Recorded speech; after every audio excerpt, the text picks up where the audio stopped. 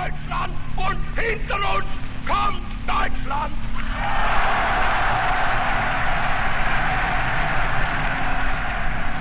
I still remember listening to Hitler's speeches over that radio. It was, it was shocking to hear the way he was speaking right there and then, and nobody imagined the consequences which will follow from those speeches. In 1994, after filming Schindler's List, Steven Spielberg established Survivors of the Shoah Visual History Foundation to gather the testimonies of Holocaust survivors and other witnesses before it was too late. Preservation is at the cornerstone of why we exist. We can talk about education, but if we don't preserve the testimonies, we can't do anything with them. When you think about an archive like this, you have to think about an entity that's going to exist in 500 years. Suddenly you see somebody running to you, bald, with a long striped gown. We didn't recognize one. We kissed,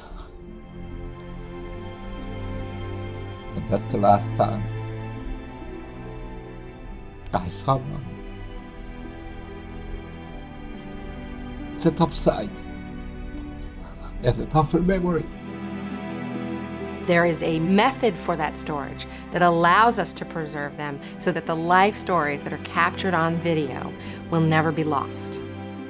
So generations never forget what so few live to tell.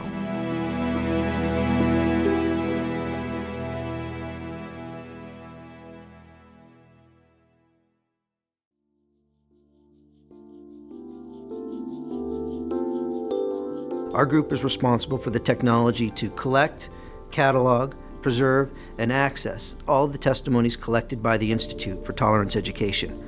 We collected 52,000 interviews in 32 languages from 56 countries around the world, Holocaust testimonies, and today we're also collecting from other histories such as the Rwandan genocide. When the SHOAH Foundation changed from being a standalone nonprofit to becoming an institute at USC, there was a number of shifts we had to make. What we had to do was move from our current architecture, which was not sun-based, to a sun-based architecture, which USC was mostly based.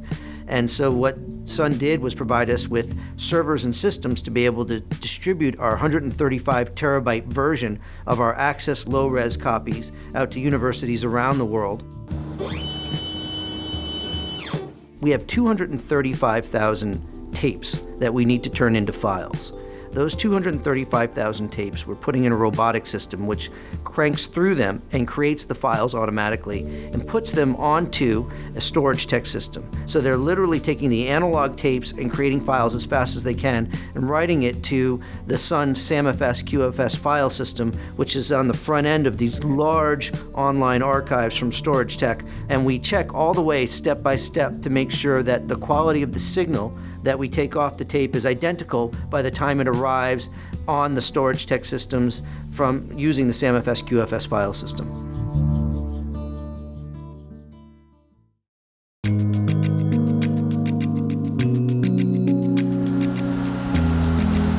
What we see here are our main data stores and our main servers. The data stores are the 6540s and the servers are the X4600s.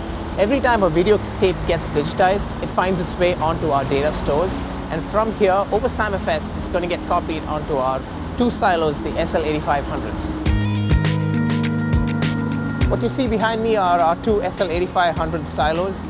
We hold about 8,500 tapes that have the entire testimony of the VHI in it.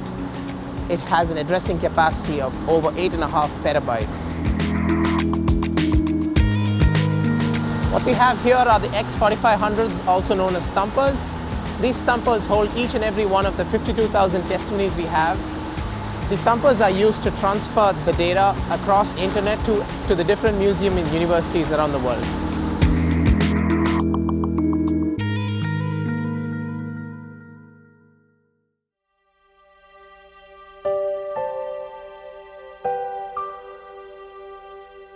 The Institute's archive sits at an important juncture between a unique and significant content regarding the Holocaust and really about the 20th century, as well as the field of visual literacy and media studies.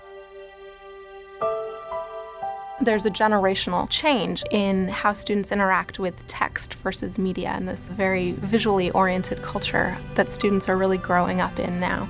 So we're very interested in being a part of that conversation about visual literacy and media studies. The first time I heard about SHOAH Foundation was through a history course, and the whole point was we were talking about written history opposed to visual history. With text, you can read something and it will say words and you take everything in, but when you watch a video, when you see someone, you really get a sense of their emotion, you feel what they're feeling, and even if they're not speaking, you get a sense of what was happening to them based on facial expression or hand motion. It's a whole nother way of learning history. It's not reading something and interpreting it the way you want to. It's actually watching someone and seeing how they're interpreting it and how it affected them. So it puts a whole different spin on learning history, and a great spin. The fact that the preservation is so state-of-the-art allows us to optimize what we're doing educationally and allows us to optimize what we're doing from an access perspective.